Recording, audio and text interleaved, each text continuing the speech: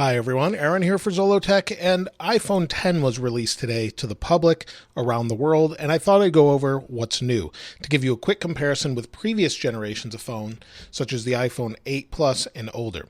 So the first obvious thing is there's no home button, and it doesn't have a home button to push to go home or to unlock the phone.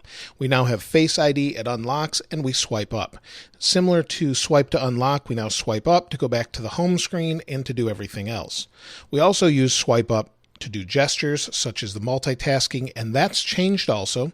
So if we want to close these tabs, we have to tap and hold and then hit the minus to close them. No more swiping them away. That brings you to this gesture and it goes back home. So it's not the same as it was before. Another new thing about the iPhone 10 is the buttons on the home screen. So as you can see, we have a flashlight. If I 3D touch that, it turns the flashlight on. 3D touch it again, it goes off, and it gives a little bit of haptic feedback and shakes the phone. It also has a 3D touch icon for the camera. So let's go back into that. It unlocks, and that's that. Obviously, we have a larger display. It's bigger than the iPhone 8 Plus, so if I unlock this here, the 8 Plus display is smaller vertically, but horizontally it's a little bit wider. So it's a little bit different aspect ratio, and that's different as well. Also, what's different with the 10 is the control center. So if we swipe down, now that's how we get to the control center. We want notifications, we swipe on the left, swipe on the right for control center. There's all new gestures for that. The next new thing is the whole Face ID sensor group up here in the top. It's very similar to a Connect in the sense of what it's actually using to do this Face ID, but it also has a forward-facing camera that does portrait mode. So if I switch to this, now I have portrait mode as well in here. I can switch the different lighting modes, and you'll see it's picking up the camera, not my face, but you get the idea. That's how that's working with portrait mode on the front as well, so that's something new. Speaking of cameras, we also have a different camera on the back. It's a different orientation. Now it's vertical instead of horizontal like this phone, and it's dual optical image stabilization. So we have a very similar camera to the 8 Plus, but as far as the cameras, they both float now and help you get a more steady shot with either of the cameras, not just the one camera like before.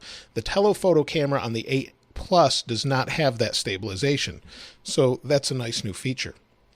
Now if we go back in, there's Face ID obviously, but what we can do with that is something called Animoji. So let's open messages. So on the iPhone 10 you have Animoji. So if I go into here, you'll see down here I have the different keyboard options, and then if I tap here I have Animoji down here, and what it does is it tracks my face. As you can see, the alien right now is tracking what I'm saying and showing that to you based on my movements of my face. So as I move side to side, raise my eyebrows, move my head up and down, it moves this little alien right here, and you can see that. We have a bunch of different ones. We have a robot. There's a monkey. So you can see my eyebrows moving up and down, or my facial expressions as I talk. There's a cat, a dog. So you can use the dog, the alien, the fox, and all of these different ones. So you've got all of these different ones to convey what message you're trying to say to your friends using Face ID. Now, some of this is going to be a little bit blocked because I've got the camera and the microphone in my face, but it works really, really well, and it's pretty impressive. The next thing with the display is it's an OLED display. It's organic light emitting diode. It is a little bit different technology when it's showing black. The pixels are turned off, so it saves a little bit of power. There is no dark mode, and it has a little bit of blue shift, off-axis blue shift, not like the Pixel phones, but it is there that all OLEDs have. So if I turn it back on, and you might be able to see it a little bit better there, but it is a little bit blue off-axis. The next thing that's different is to get to Siri, you hold the power button. You hold it, and it brings you into Siri. I haven't even turned it on yet on this phone, but that's how you get to Siri. Hold it, or you can use the other phrase to turn that on as well. One of the interesting things is inside the phone there's a dual battery. iFixit tore down the phone, and we have two different batteries within the phone to give us extra battery life, but basically to use the room of the phone where we have available space. So basically you can make it different shapes so that you have more power instead of basically filling that with microchips and things like that. So we have a lot more space for that. The second to last new thing is new wallpaper for this phone. So let's go into the settings and take a look. So in settings, we have wallpaper here. We have a bunch of new dynamic wallpapers. So they move around. You can move them around this way. I'm not particularly fond of these wallpapers, but they are new. And I think they kind of applied a black theme to save some power or something like that. Let's go back. Under stills, I don't really see anything different there. But under live, I didn't realize that these three are live wallpapers.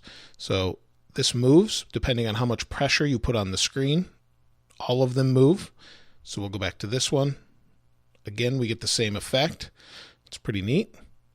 And this one as well. So these are all new wallpapers that are live wallpapers. So it's about time that we have that. Finally, there is one more thing I wanted to show you, and that is a new ringtone. So if we go under sounds and haptics, we go to ringtone. The new ringtone default is reflection. Let me turn this up so you can hear it.